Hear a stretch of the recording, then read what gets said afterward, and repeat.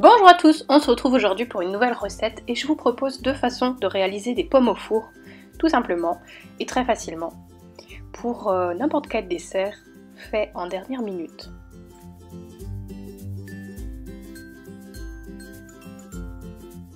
On va utiliser 2 pommes, 2 cuillères à soupe de sucre brun, 2 cuillères à soupe de sucre blanc, 1 cuillère à soupe de cannelle et un petit moule pour mettre les pommes dedans. On va commencer par éplucher la pomme.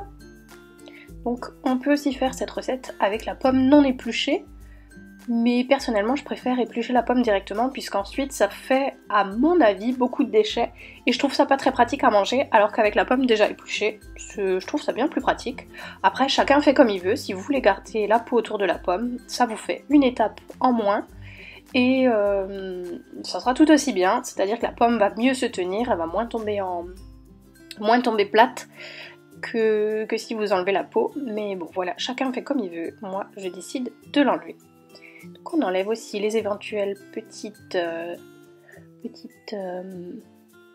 points sur la pomme, petites saletés, et ensuite avec un outil pour évider les pommes, on vient creuser l'intérieur et enlever l'autre oignon.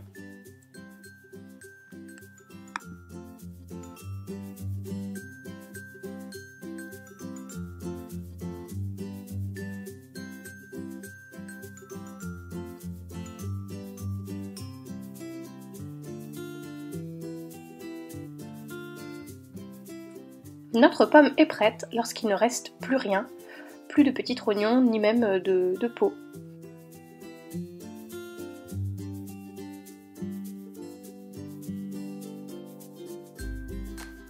Vous pouvez bien sûr adapter la quantité au nombre de pommes ou au nombre de convives que vous avez. Donc là, la recette c'est très simple, c'est 1 cuillère à soupe de sucre brun et 1 cuillère à soupe de sucre blanc par pomme. Donc on se retrouve bien avec 2 de chaque. Et on vient mettre de la cannelle, donc l'équivalent de 1 demi-cuillère à soupe par pomme.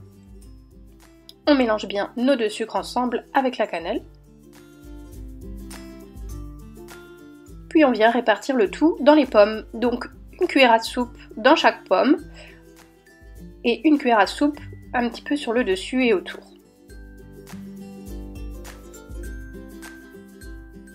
Pour la deuxième recette, on va de nouveau utiliser des pommes, cette fois-ci 1 cuillère à soupe de raisin sec, 10 g de beurre et de l'alcool si vous le souhaitez, ou alors de l'eau, ainsi que 2 cuillères à soupe de sucre brun. On vient avec nos petits doigts mélanger le tout, c'est-à-dire que le beurre, il faut le laisser ramollir, et les raisins secs, il faut un petit peu les laisser macérer dans l'alcool. Donc 1 cuillère à soupe de rhum que j'ai utilisé pour les raisins, qu'on laisse bien macérer une petite demi-heure. Ensuite, on vient donc mélanger le tout pour former une petite pâte et on vient garnir nos pommes avec cette préparation. Alors cette recette est plus gourmande que l'autre puisqu'il y a du beurre dedans, mais elle est aussi meilleure, forcément, même si elle est un tout petit peu plus grasse. Donc on vient bien remplir nos pommes avec toute notre préparation.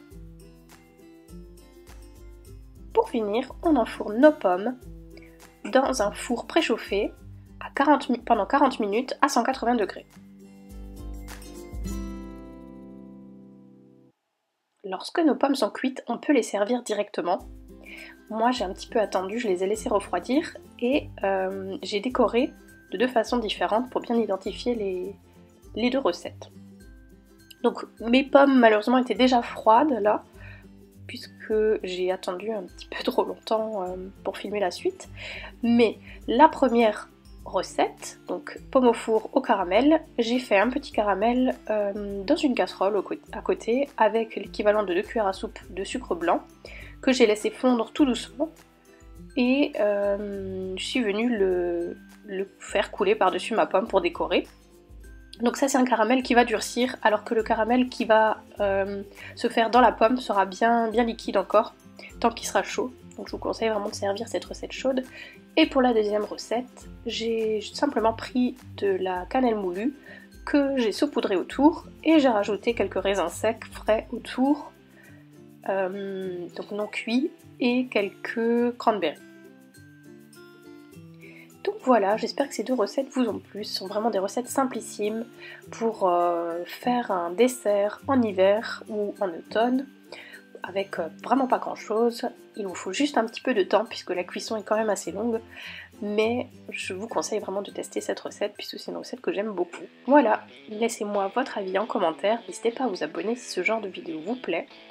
Et d'ici la prochaine vidéo, je vous fais gros bisous et je vous dis à bientôt.